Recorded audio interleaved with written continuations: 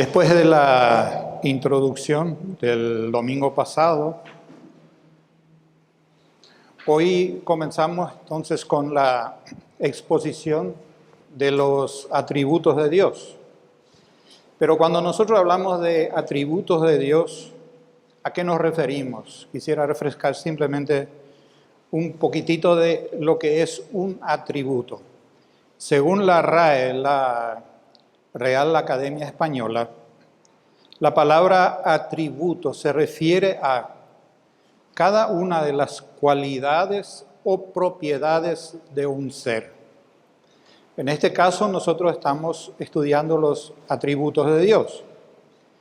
Cada atributo de Dios nos muestra entonces una característica de su esencia, la cual define su carácter, o sea, su forma de ser, su forma de actuar. Y miren, tener un concepto correcto de Dios es algo fundamental para la vida cristiana práctica. Por eso decidimos hablar de los atributos para que conozcamos mejor a Dios. Y como primer atributo, vamos a centrarnos en esta mañana en la bondad de Dios. La bondad de Dios. Que yo creo que es el atributo que probablemente mayor impacto tiene en nosotros los seres humanos. Pero antes de iniciar, quiero hacer una aclaración.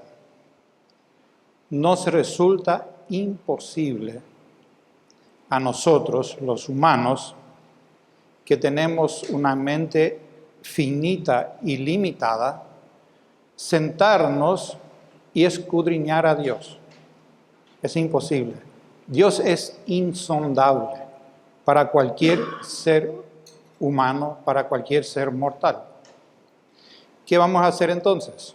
Pues vamos a tomar aquello que Dios decidió revelarnos en su palabra, tomarlo y profundizar para purificar y elevar nuestro concepto de Dios. Esa es nuestra intención. Porque todo estudio sobre Dios debe llevarnos a exaltarle a Él, a glorificarle a Él por lo que Él es. Dice Jesús en Lucas 18:19, ninguno hay bueno sino solo Dios. Ninguno hay bueno sino solo Dios. Dios es entonces la norma suprema de lo bueno, de lo que puede ser considerado bueno, eso es Dios. Y todo lo que Dios hace y lo que Dios es digno de aprobación. Y por supuesto, todo lo que va en contra es malo y debe ser desaprobado, constituye pecado. Pero para saber y conocer más sobre la bondad de Dios, es necesario que analicemos su gracia y su misericordia. Porque es de esa manera que quisiera enfocar el estudio de esta mañana. Analizar la gracia de Dios, su misericordia, para saber qué impacto tiene en nosotros la bondad de Dios. Para eso vamos a ir a Efesios capítulo 2. Pido que abran su Biblia en Efesios capítulo 2. Vamos a estar leyendo desde el versículo 1 hasta el 10.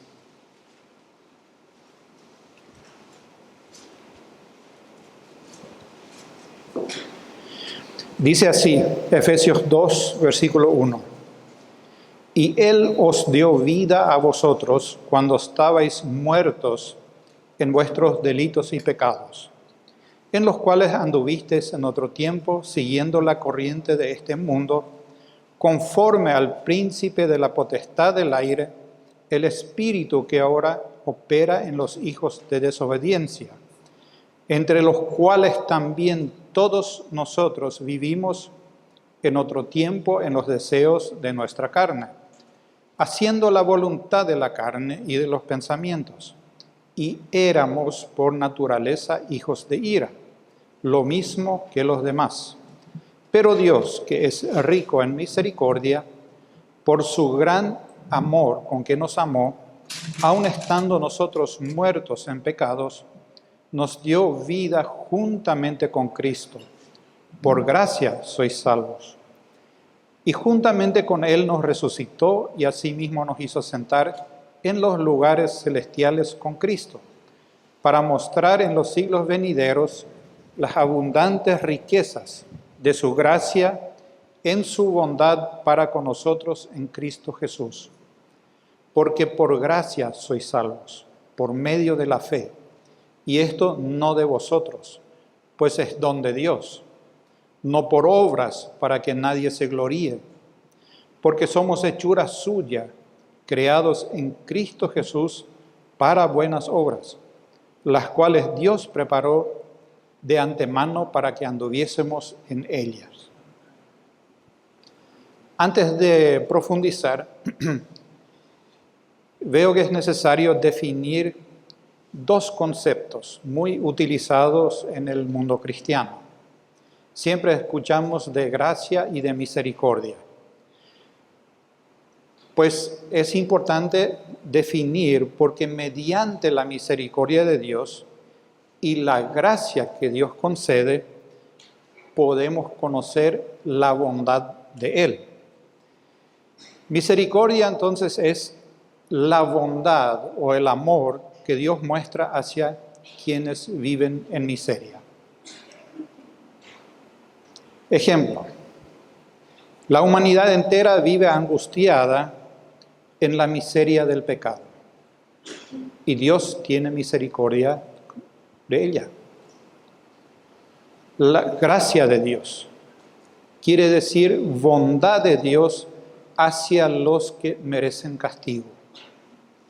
Y en ese sentido, conocemos dos tipos de gracia.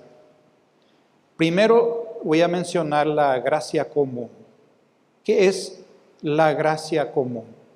Es la bondad de Dios demostrada hacia todos los seres humanos. Todos los seres humanos gozan de una gracia común.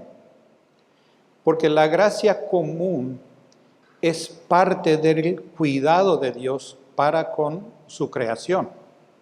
Dice en Mateo 5:45 que Dios hace salir su sol sobre malos y buenos y que hace llover sobre justos e injustos. Dios cuida y mantiene su creación en todo momento.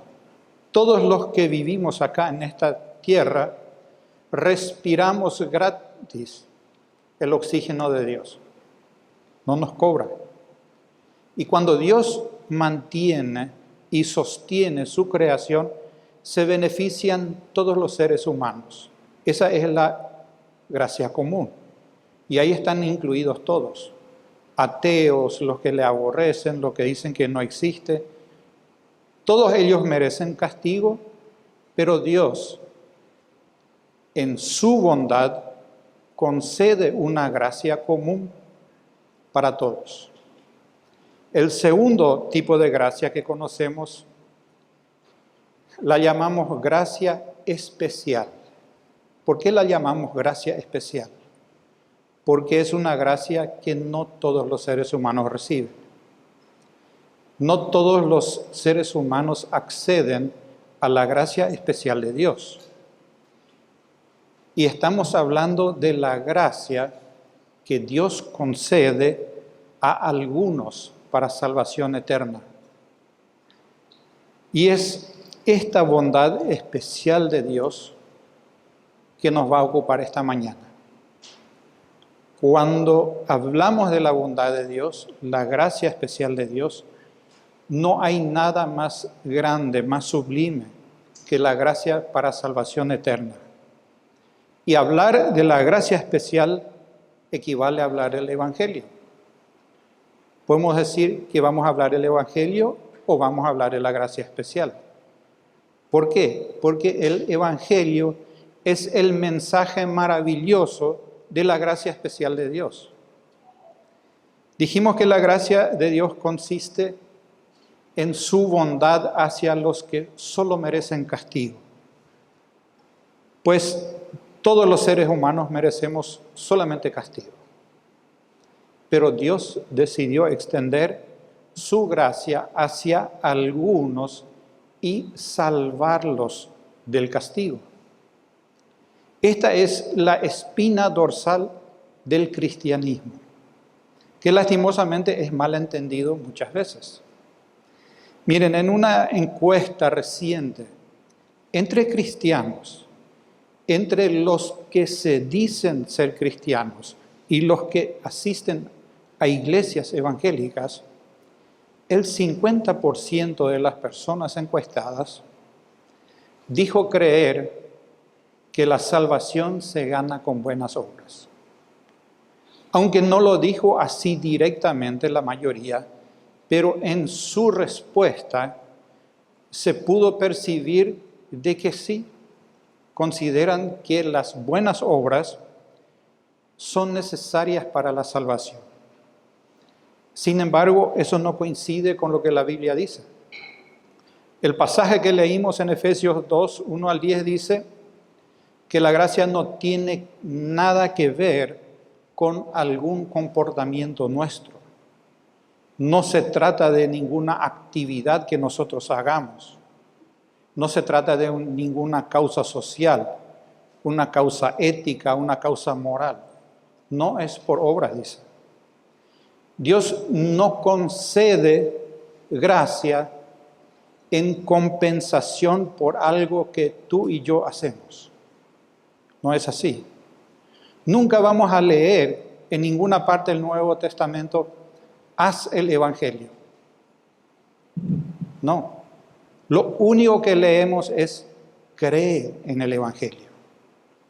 Siempre la gracia es algo que yo recibo y debo creer. Pero vayamos a nuestro texto en Efesios 2. Miren, 2 veces, en el versículo 5 y versículo 8, tenemos la misma declaración.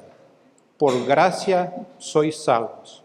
Lo dice al final del versículo 5 y comienza el versículo 8, por gracia sois salvos.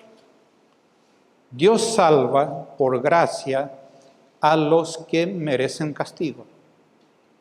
Los reformadores enseñaron la gracia sola, o lo que se conoce sola gracia. ¿Por qué le dieron tanta importancia a solo por gracia? Pues la Iglesia Católica ciertamente enseñaba y sigue enseñando la salvación por gracia, pero dicen que debe ir acompañada de buenas obras. Lo que ellos enseñan es que toda persona tiene cierto depósito de gracia, de nacimiento. Algo así como una luz piloto tenue de gracia en ellos.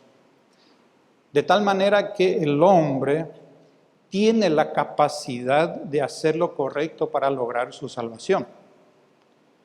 Ellos dicen que todos somos capacitados por la gracia. Somos estimulados por la gracia. Esa luz piloto es encendida por gracia, pero la salvación final depende de las buenas obras que hacemos aquí en la tierra.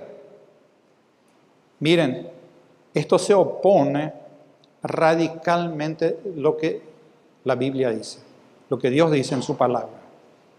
Lo leímos en Efesios capítulo 2, porque el versículo 9 dice, no por obras, no por obras.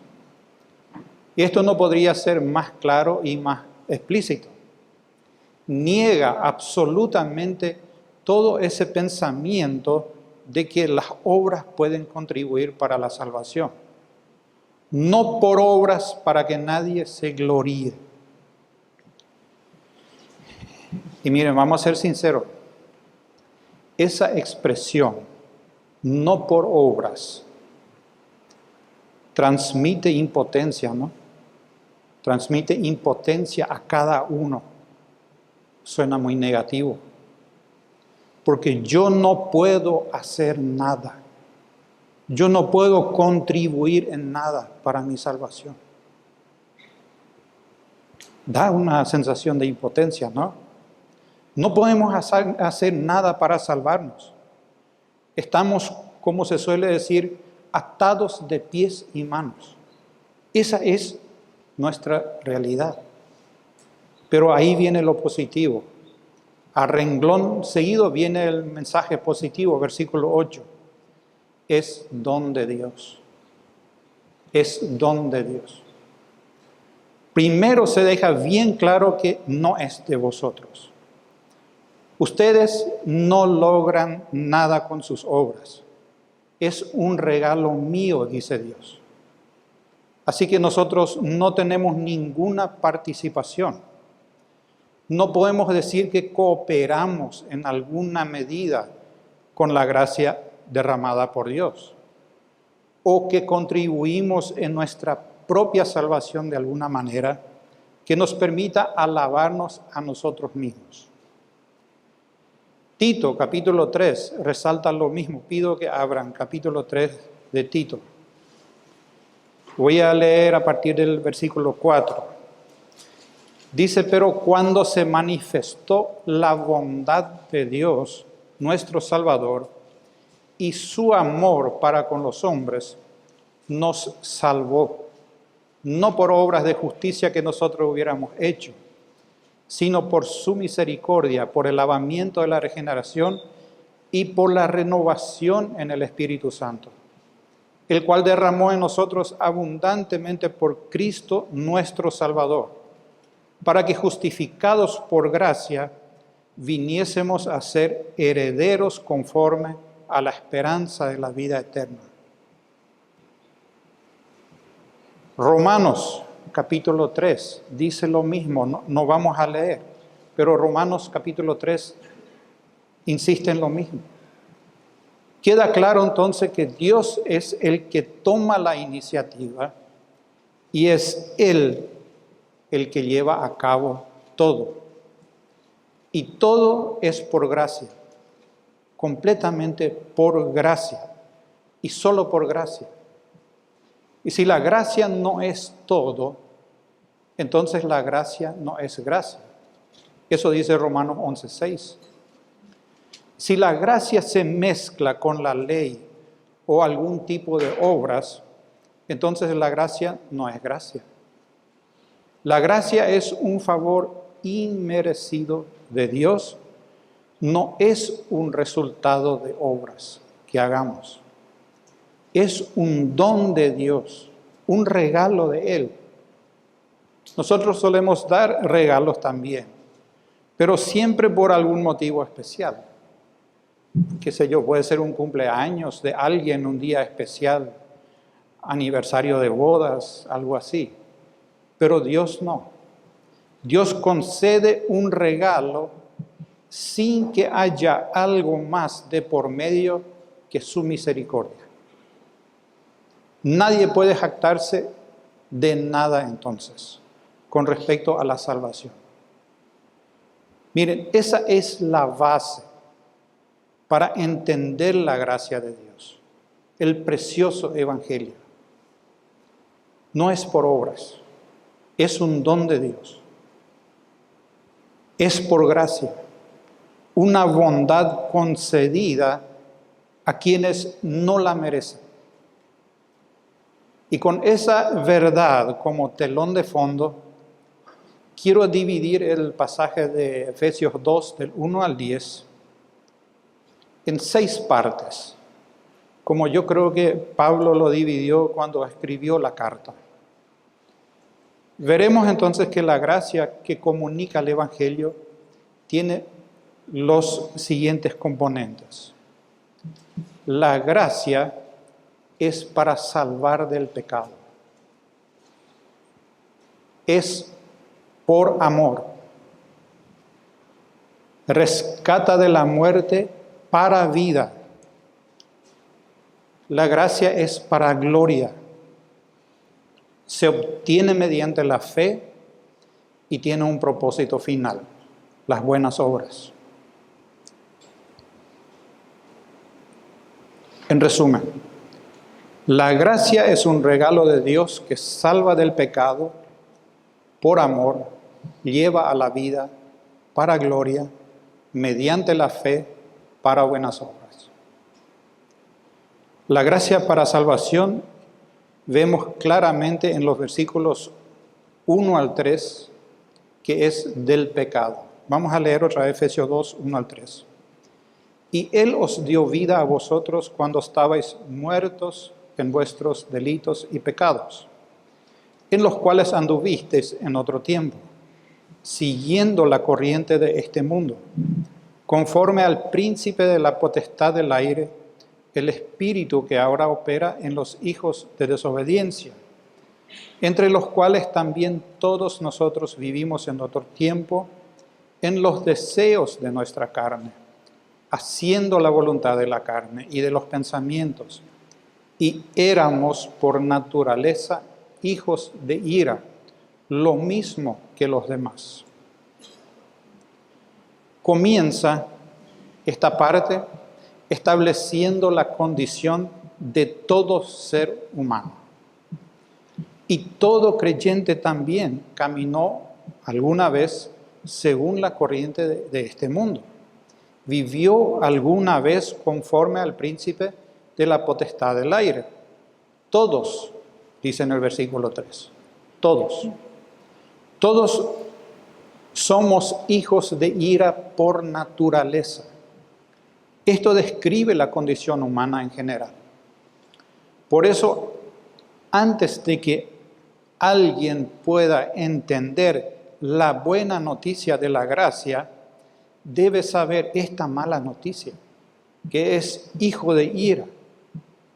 Debe saber y debe comprender eso, porque recién ahí la buena noticia tiene razón, tiene sentido para él.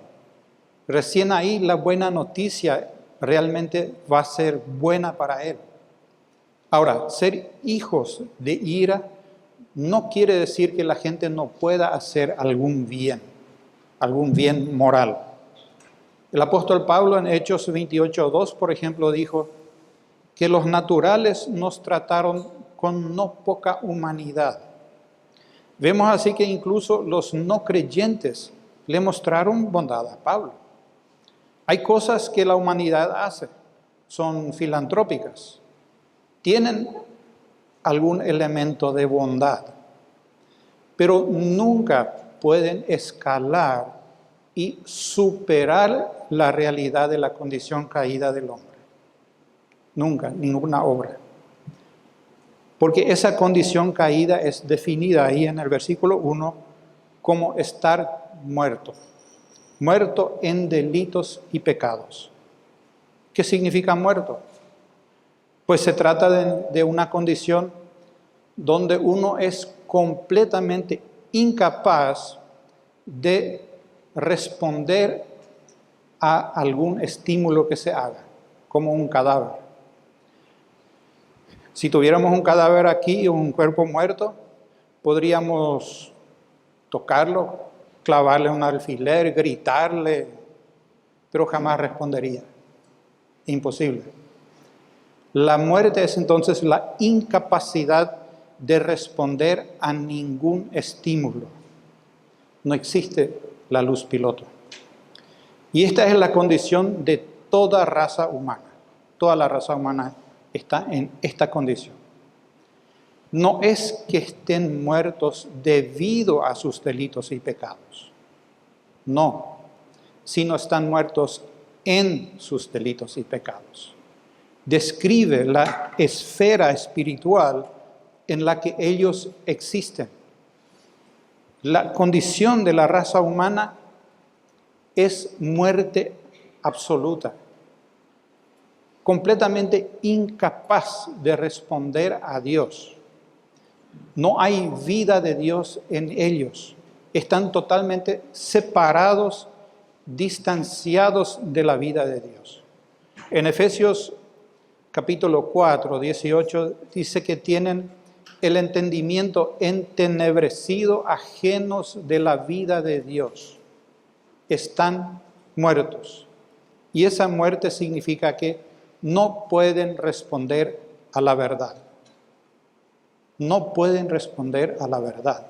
Y esto es difícil de afrontar. Vuelvo a repetir, causa una sensación de impotencia. Y muchos lo habremos experimentado alguna vez. Miren, somos llamados a predicar el Evangelio, a comunicar la gracia de Dios a personas que no pueden oír, que no pueden escuchar, no pueden entender lo que nosotros les decimos, que no pueden creer por sí solos lo que nosotros comunicamos. En Isaías capítulo 6 dice, y Jesús lo repitió cuando estuvo, oyendo no oye, viendo no ven. Y miren, es un desafío monumental confrontar a personas que no tienen capacidad de escuchar la verdad, ni tienen capacidad de creer la verdad. Y no solo están incapacitados por su condición de muertos en pecado, sin la más mínima posibilidad de responder a Dios, sino también, en segundo lugar, dice, anduvistes. Cuando dice anduvistes, bueno, se refiere a nosotros, era nuestra condición. Pero la palabra anduvistes es una descripción. Señala que esa es la rutina diaria de sus vidas. Siguen la corriente de este mundo. Siguen lo que se dice el zeitgeist. Sea cual sea la tendencia, sea cual sea la cosmovisión del momento, lo que fuese popular, lo que la mayoría hace, eso siguen. Resumiendo, en primer lugar están muertos, ajenos a la vida de Dios, y en segundo lugar, por consiguiente, están sujetos a todo lo que sucede en el mundo que les rodea y no pueden elevarse por encima de él. Les es imposible. Y el que gobierna el sistema que los rodea es el príncipe de la potestad del aire, o sea, Satanás. No solamente opera el sistema mundial, sino dice, ahora opera en los hijos de obediencia. Se los llama hijos de obediencia porque hijos de desobediencia, porque la desobediencia a Dios los caracteriza. Si tienen una característica es desobedecer a Dios, hacer lo contrario que Dios manda. Este es el problema del hombre. Su estado de depravación está en una condición de muerte absoluta que lo envuelve en una vida de delitos y pecados. Dos palabras diferentes que se refieren a violar la ley de Dios. Lo conocemos como impiedad. El hombre está sometido al mundo que lo rodea, un mundo lleno de los deseos de la carne, los deseos de los ojos y la vanagloria de la vida, como dice 1 Juan 2:16. Y está bajo el control de Satanás, que opera ese sistema del mundo para sus propios fines malvados. Y no termina ahí. No es solo a su alrededor. Hay Efesios 2:2, al final dice que opera en los hijos de desobediencia. Satanás no solamente los ha rodeado con este mundo de tentación, sino que él opera directamente en ellos. Efesios 2:3 dice, todos ellos viven en los deseos de nuestra carne, haciendo la voluntad de la carne y los pensamientos, y éramos por naturaleza hijos de ira, lo mismo que los demás. Por eso cuando hablamos de la gracia de Dios, que es para salvación, quisiera dejar claro lo siguiente. No estamos hablando de que el Señor venga a rescatarte a ti de la falta de propósito en tu vida. No significa que el Señor venga a rescatarte de la insatisfacción, ni de la soledad, de la infelicidad. No viene a rescatarte de un mal matrimonio, ni de la pobreza, ni del abuso, ni de la decepción, ni de la enfermedad. Cuando Dios aplica su gracia especial en tu vida, no apunta a tus circunstancias. No son el objetivo. Él te concede gracia para rescatarte del pecado, para rescatarte de un estado de depravación masiva que termina en ira eterna. Pero, y aquí está el meollo de la cuestión, no puedes responder a Dios porque estás muerto. Bajo el control del sistema satánico. La posición por defecto de todo ser humano es perversa. Miren, ¿por qué el mundo se está hundiendo en un mar de pornografía? Nadie tiene que luchar para meterse en eso. Porque es una seducción muy atractiva para cada uno. Va conforme a los deseos carnales. Nunca vamos a ver una cultura luchando por el mal, luchando por tratar de estar contaminada, luchando intencionalmente de ser sucia, vil. Nadie pelea por llegar a ese estado, porque esa es la condición normal del hombre. Está luego ahí. Esta es la primera realidad que debemos entender para comprender la gracia, o sea, el Evangelio. No trata de rescatar a la gente del abuso. No trata de rescatar a gente de algo que se les haya hecho a ellos en esta vida. No estamos hablando de rescatar a la gente de malos matrimonios. No estamos hablando de rescatar a gente de las desigualdades sociales. No hablamos de rescatar a la gente de la pobreza. La gracia especial de Dios no se trata de eso, sino que se trata de rescatar del pecado, del nivel de depravación masiva, de la ira eterna. Se trata de dar vida al que está muerto e imposibilitado de hacer, aunque sea lo más mínimo, para merecer esa gracia. Y Dios, en segundo lugar, la concede por amor. Vean Efesios 2, 4 y 5.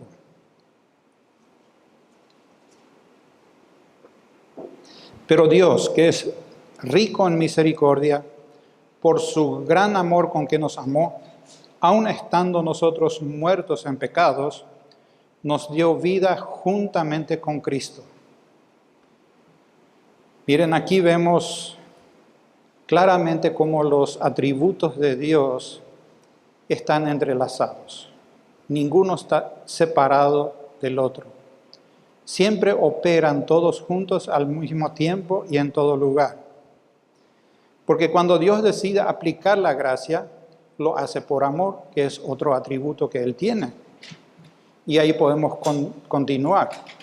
Y está en condiciones de hacerlo porque es soberano, no depende de nadie. Y puede hacerlo porque es omnipotente y etcétera, etcétera. ¿Se dan cuenta? Todos los atributos siempre funcionan todos juntos al mismo tiempo. Pero lo cierto y lo concreto es que Dios nos amó. Es una realidad asombrosa.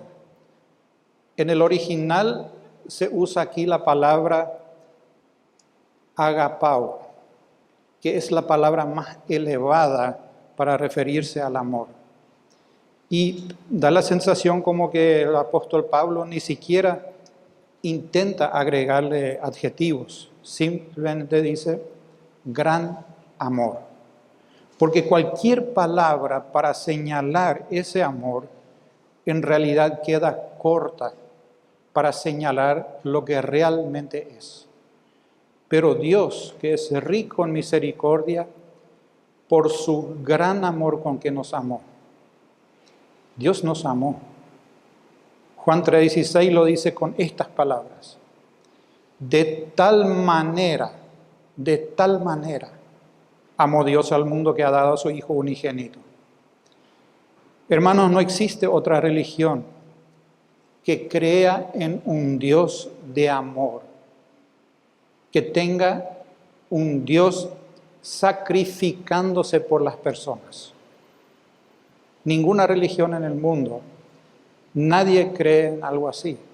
Todas las religiones, demás religiones demoníacas, diabólicas, satánicas, tienen a personas sacrificándose por un Dios.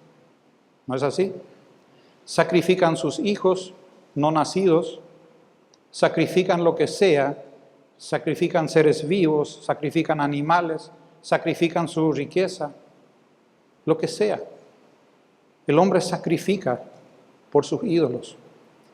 Todos los demás supuestos dioses exigen sacrificios, pero el Dios vivo y verdadero se da a sí mismo como sacrificio de amor. Por eso su amor es grandioso, indescriptible, imposible de resumir en palabras. No existen palabras en ningún idioma que puedan resumir y expresar esto lo que acabo de mencionar. ¿Cómo podemos medir entonces la grandeza de su amor?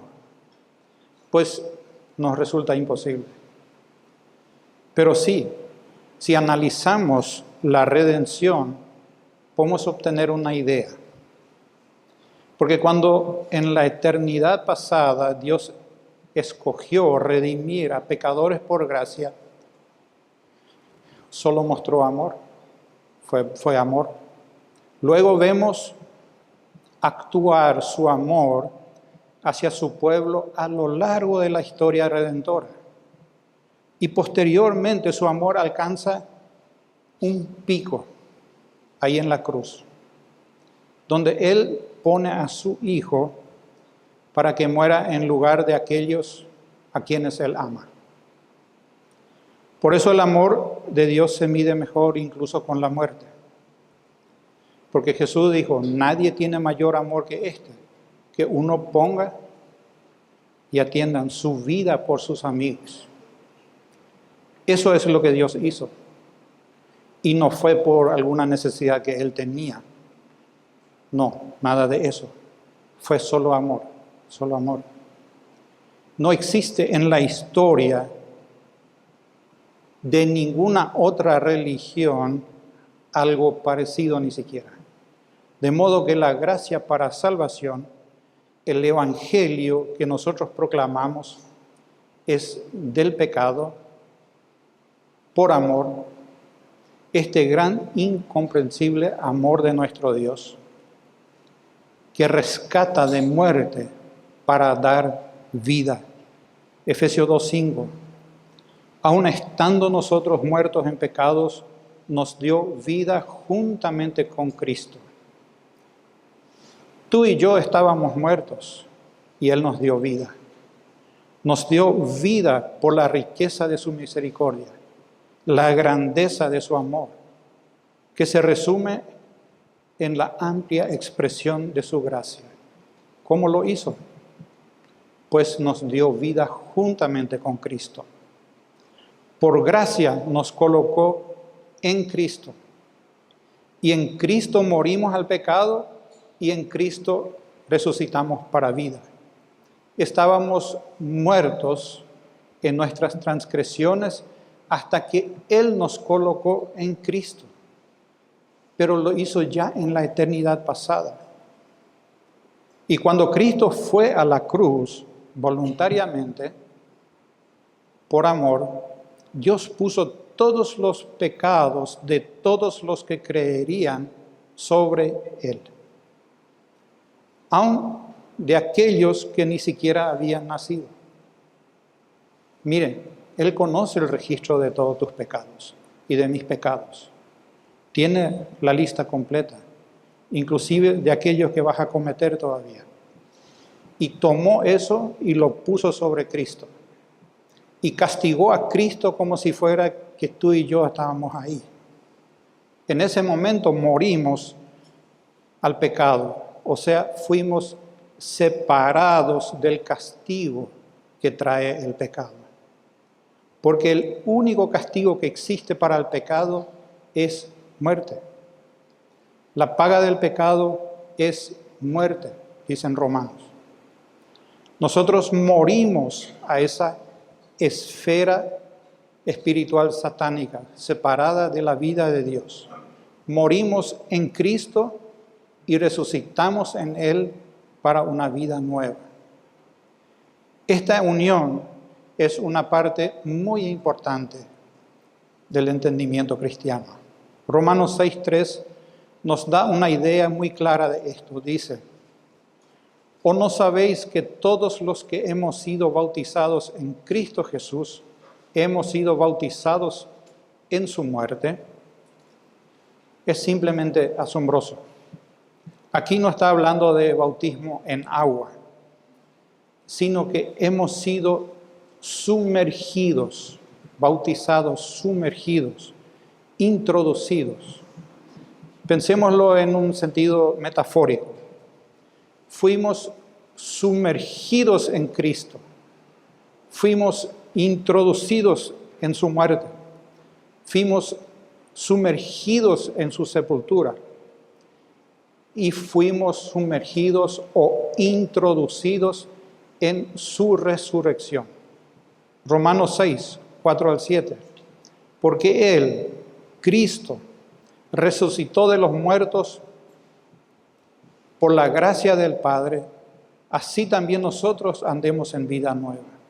Porque si fuimos plantados juntamente con Él, mira ahí dice plantados juntamente con Él en la semejanza de su muerte, así también lo seremos en la de su resurrección.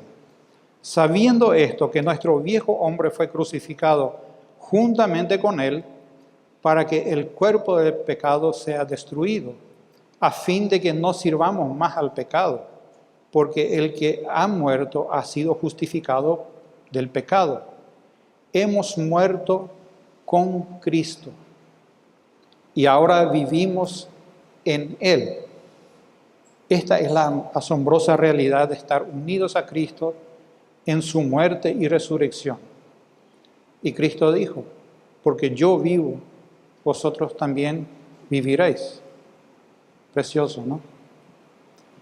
La gracia para salvación entonces es del pecado. Salva del pecado por amor a la vida y es para gloria, en cuarto lugar. Efesios 2:6. Y juntamente con Él nos resucitó y asimismo nos hizo sentar en los lugares celestiales con Cristo, para mostrar en los siglos venideros las abundantes riquezas de su gracia en su bondad para con nosotros en Cristo Jesús. Miren en Efesios capítulo 1, versículo 20. Dice que Dios resucitó, hablando de Cristo, de los muertos y los sentó a su diestra en los lugares celestiales. Y aquí, en el capítulo 2, versículo 6, dice exactamente lo mismo acerca de nosotros. Él nos resucitó con Él y nos sentó con Él en los lugares celestiales en Cristo. Cristo está a la diestra del Padre y nosotros también. Obviamente esto aún no ocurrió todavía. Todavía estamos aquí. Pero en los propósitos de Dios, en el plan soberano de nuestro Dios eterno, atemporal, que no tiene tiempo, esto ya está hecho. Por eso habla en término pasado, para recalcar de que es 100% seguro. La gracia que concede Dios para salvación no se trata entonces de arreglar las cosas de esta vida, como ya dije, sino se trata de la gloria en la vida venidera. De eso se trata la gracia de salvación. Pero mientras tanto, debemos soportar con sumo gozo las dificultades que tendremos aquí, puesto los ojos en el futuro, en la gloria eterna. Vemos entonces que no solo estuvimos unidos a Él en su muerte y unidos a Él en su sepultura, por decirlo así, y unidos a Él en su resurrección, sino que ahora estamos sentados con Él en los lugares celestiales. Como ya dije, se habla de eso como si fuera que ya sucedió, aunque no es así. Pero hermanos, lo que Dios planea, lo hace. Lo que Dios decide hacer, lo hace. No hay quien le detenga. Por eso los creyentes tenemos la grata certeza de que podemos considerarnos como que ya estamos allí. Ya estamos en gloria. Eso es lo que nos dice el pasaje. Y agrega algo sorprendente en el versículo 7. Para que Él pueda mostrar las abundantes riquezas de su gracia en su bondad para con nosotros en Cristo Jesús. Esto va más allá de cualquier comprensión humana. Pensemos un poco. Reflexionemos. ¿Para qué el Señor te quiere llevar al cielo? Pues para que Él pueda mostrarte bondad eterna. ¿Podemos comprender eso? No. ¿Alguien puede explicar cuánta gracia es? No. ¿Cuánta gracia incomprensible, incomparable es esa? ¿Cuánta gracia es la que mueve al Dios amoroso a llevarnos a los pecadores redimidos a su presencia con el único propósito de sentarnos en el trono con su Hijo y hacernos coherederos de todo lo que su Hijo posee? Miren, Dios el Padre ama perfectamente a su Hijo Jesucristo y por lo tanto ese mismo amor desea derramar también sobre nosotros y mostrarnos su bondad eterna. ¿Por qué? Simplemente porque brotó de su corazón hacerlo. Inimaginable. Somos los trofeos de su amor redentor. Somos los trofeos de su gracia redentora. Y la vitrina de los trofeos es el trono de su Hijo, donde Dios derramará para siempre indescriptibles e incomparables riquezas de gracia. Y siempre, por toda la eternidad, seguirá siendo gracia. Nunca será otra cosa que solamente gracia, porque nunca mereceremos estar allí. Siempre su gracia será demostrada en nosotros. ¿Y quiénes estarán viendo los trofeos? Pues los ángeles que miran la gloria de la gracia salvadora. La salvación por gracia es entonces del pecado, por amor, a la vida, para gloria. Y se obtiene mediante la fe. Esto nos lleva a las conocidas palabras de Efesios 2, 8 y 9, que son nuestro versículo lema aquí en IBG. Porque por gracia sois salvos, por medio de la fe. Y esto no de vosotros, pues es don de Dios. No por obras, para que nadie se gloríe. Y surge a primera vista una pregunta. ¿Es la fe una obra? ¿Es la fe algo que yo hice y por lo tanto me apropié de la gloria, de la gracia? Pues claramente que no, porque acabamos de leer, no de vosotros, versículo 8. No por obras, versículo 9. Miren, entonces, cualquier cosa que sea, que es la fe, no proviene de mí, ni son mis obras. ¿Qué es entonces la fe? Leí una ilustración sobre lo que es la fe y me gustó bastante. Miren, yo estoy acaparado y estoy respirando, pero hasta ahora yo no pensé en respirar en ningún momento, ni ustedes tampoco, pero están respirando. La vida sería muy difícil si tuviéramos que acordarnos a cada rato para tomar un respiro, ¿verdad?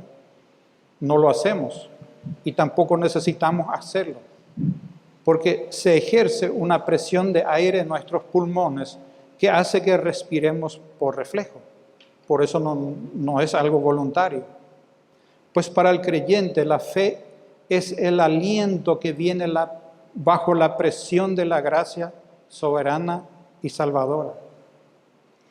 Como el respirar no es algo que hacemos por nuestra cuenta, asimismo la fe es algo que la gracia produce en nosotros. No es de nosotros. Es lo que la gracia de Dios produce en nosotros. La fe entonces se trata nuevamente de un regalo de Dios. Es por gracia que la obtenemos. No es obra nuestra. La gracia obra entonces para salvación del pecado, por amor, a la vida, para gloria, mediante la fe, con un propósito, para buenas obras. Efesios 2:10. Porque somos hechura suya, creados en Cristo Jesús para buenas obras, las cuales Dios preparó de antemano para que anduviésemos en ellas. Porque somos hechura suya, creados en Cristo Jesús. Dice que fuimos creados en Cristo Jesús. Y miren, esto significa exactamente eso. Fuimos creados. Tú y yo no tomamos parte en nuestra creación como hijos de Dios. De ninguna manera, porque Dios es el creador, el que lo hace. Así que fuimos creados como todo lo demás que Dios crea, sin hacer ninguna contribución a nuestra creación. Y esa creación tiene un propósito. Dice el versículo 10 que son las buenas obras. Y es ahí donde por fin y al final se manifiestan las obras que tanto quieren hacer las personas para salvarse. Fuimos creados por Dios en Cristo para buenas obras. Somos hechura suya. La palabra original que se traduce como hechura es poiema, de donde viene nuestra palabra poema, que señala una obra de arte. Un poema hermoso es una obra de arte. Somos la obra maestra de Dios. Todavía no estamos terminados, pero estamos en proceso. Somos su obra maestra. Y lo que Él hace con su obra maestra es producir buenas obras. Porque eso es lo que Él preparó ya de antemano para que nosotros lo hagamos. Ese es su propósito con nosotros. Para que mostremos nuestra compasión, nuestro amor, nuestro afecto. Para que hagamos obras de bondad y mostremos misericordia. Pero nuevamente, nada de eso nos hace merecer la gracia. No nos salvan las buenas obras, sino que las buenas obras son el resultado de nuestra salvación. Las buenas obras son lo que la gracia de Dios produce en la vida de cada creyente. Concluyendo, hermanos, hablar de la benevolencia de Dios significa hablar de su indescriptible gracia. No me refiero a la gracia común, porque la gracia común es, a lo mejor está mal expresado, pero como un efecto colateral que gozan los inconversos mientras viven acá en esta tierra que es de Dios, hasta que mueran para ir al castigo eterno, sino yo quiero referirme a la gracia salvadora. Esa gracia que nos llegó mediante el sacrificio de nuestro Señor Jesucristo allá en la cruz. Y quisiera que cada uno medite en su corazón si realmente es beneficiario de la gracia de Dios. Si realmente cree de todo corazón en el Señor Jesucristo. Nuestro Dios es un Dios benevolente. Este es uno de sus atributos. Tiene buena voluntad para con los hombres, como proclamaron los ángeles a los pastores allá cuando Jesucristo vino a este mundo. Pero no es su único atributo, como lastimosamente se pretende hacer entender en algunas esferas hoy en día, sino que al mismo tiempo es también un Dios justo y un Dios de ira. Son otros atributos que le caracterizan. Si en esta mañana todavía no estás en paz con Dios, te cuento que aún está disponible su gracia redentora. Arrepiéntete y cree en el Señor Jesucristo. Porque Dios ahora manda a todos los hombres en todo lugar que se arrepientan. Hechos 17:30. Y si ya sos hijo de Dios, ¿cuánto valor le das a la gracia que Dios te concedió? ¿Cuánto valor le das? ¿Estás consciente con cuánta gracia te rescató de la esfera del pecado? Que lo hizo por amor, te llevó a la vida para gloria, mediante la fe que Él te dio, para andar en buenas obras. Miren, la única forma de otorgarle a la salvación el valor que realmente merece es conociendo cuánta gracia hay en esa salvación, sabiendo que necesito su gracia en todo momento y para absolutamente todo. Vamos a orar.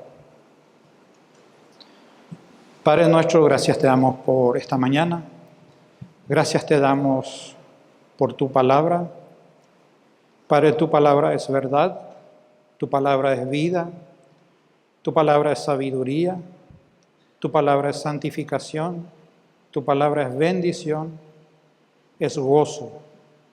Ayúdanos a entender que tu gracia es exactamente lo que tú nos has dicho claramente que es. Las buenas nuevas, Padre, de que tú salvas a los pecadores y los llevas al cielo para que puedas derramar las inigualables riquezas de tu bondad sobre ellos para siempre. Y al hacerlo, mostrar tu propia gloria eternamente. Ayúdanos para lidiar con los problemas de esta vida que vivimos en este mundo caído. Gracias por salvarnos, Padre. Gracias por permitirnos triunfar sobre todo esto con la fuerza de nuestro Señor Jesucristo. Gracias por llenar nuestro corazón de esperanza, Padre. Esperanza eterna que nos da fuerza en cada prueba. Gracias, Padre, por tu inexplicable gracia, tu gran bondad, tu misericordia que tú tienes con nosotros. En nombre de Cristo Jesús oramos. Amén.